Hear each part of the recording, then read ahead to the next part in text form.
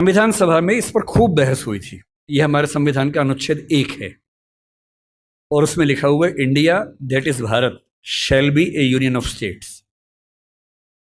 बड़ी इंटरेस्टिंग बात है कि उस समय डिबेट थी कि भारत का नाम भारत रखें या इंडिया रखें। कुछ लोगों ने आर्यव्रत भी कहा, आर्यव्रत कहा, कुछ ने हिंदुस्तान कहा, सब नाम चले। अंत में सहमति बनी कि नहीं, भारत और इंडिया ही ठीक है।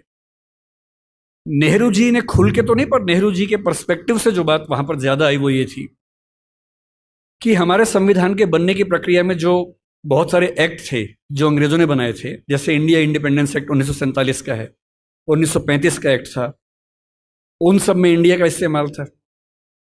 उस समय के भारत की तरफ से जो समझौते अंतर्राष्ट्रीय थे उन सब में इंडिया नाम था।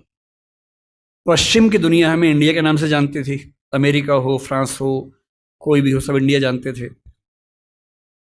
नेहरू जी का मिजाज जो था वो ये भी था कि हमें ग्लोबल पर्सपेक्टिव में चीज़ों को देखना है, पूरी दुनिया से संवाद करना है, क्योंकि उनकी रुचि अंतर्राष्ट्रीय मुद्दों में ज्यादा थी, बहुत ज्यादा थी। मेरे ख्याल से इन सब वजहों से तय हुआ कि हम अपना नाम इंडिया रखेंगे, पर इंडिया के बराबर महत्व भारत का भी रहेगा। तो लिखा गया India that is Bharat. India जो कि भारत है, राज्यों का एक संघ होगा। 4 दिन पहले की बात है, मैं हॉलैंड में एक टैक्सी में बैठा हुआ था। इंटरेस्टिंग बात सोच के देखिए, टैक्सी का ड्राइवर मोरक्को का रहने वाला था। उसको जैसे ही पता लगा मैं भारत से हूं, उसने मुझसे यही सवाल पूछा। उसने कहा कि यू आर फ्रॉम इंडिया? मैंने कहा yes. We are listening to a debate India और Bharat, what do you think? मैं बड़ा चकित कि ये मोरक्को का आदमी हॉलैंड में रहता है, इसके मन में ये सवाल आ रहा है। तो मैंने कहा कि ये तो राजनीतिक कारणों से हुआ है, लेकिन बात अपने आप में सही है। मैंने कहा जैसे बॉम्बे मुंबई हुआ, मुझे खुशी हुई, क्योंकि मुंबई की आबादी के लिए मुंबई में जो मजा है वो बॉम्बे में नहीं है। बॉम्बे तो अंग्रेजों ने नाम दिया था। कोलकाता को कैलकाटा अंग्रेजों ने किया, तो बंगाल के लोगों ने कोलकाता कर दिया उसको। दिल्ली को दिल्ली के लोगों ने दिल्ली कर दिया, दिल्ली ही बना के रखा हुआ है, DILLI, ये होना चाहिए। काहे के दिल्ली भाई, हम क्यों दिल्ली बोलेंगे दिल्ली को? ये सारे तर्क अगर सही हैं, अगर बर्मा का नाम म्यांमार होना सही है, क्योंकि उनकी जनता की आवाज तो म्यांमार में है, बर्मा में नहीं है। श्रीलंका और सीलोन की डिबेट में वो अपने आप को सीलोन ना मानना चाहे, श्रीलंका मानना चाहें, क्योंकि उनकी भाषा श्रीलंका बोलती है।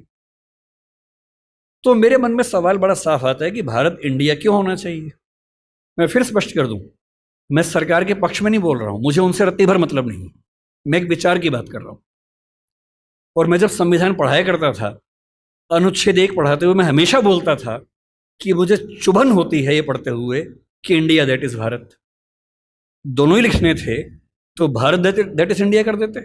अगर दोनों ही लिखने थे, ठीक है, दोनों रखें, क्या दिक्कत है। इंटरेस्टिंग बात इसके बाद है, मोरक्को के उस ड्राइवर ने उसके बाद पता है क्या कहा, हिंदी में अगर बताऊं, बोले अच्छा अच्छा ये मामला है, अब समझ में आया। फिर बोले कि बड़ी इंटरेस्टिंग बात है, हमारा नाम मोरक्को पड़ गया फ्रेंच लोगों की वजह से। मोरक्को के लोग मोरक्को को मगरिब बोलते हैं।